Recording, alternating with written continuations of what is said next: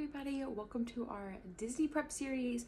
We are just 7 days away from our next vacation, so I'm showing you from start to finish everything that I do to prep for our family of 4 to go on our Disney trip. The first thing that I always do is deep clean our stroller. I absolutely love this stroller.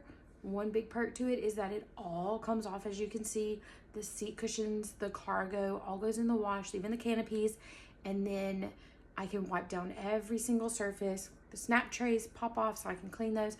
So we are going to be putting it all back together. I took it apart a few days ago, cleaned everything, and now we're ready to reassemble.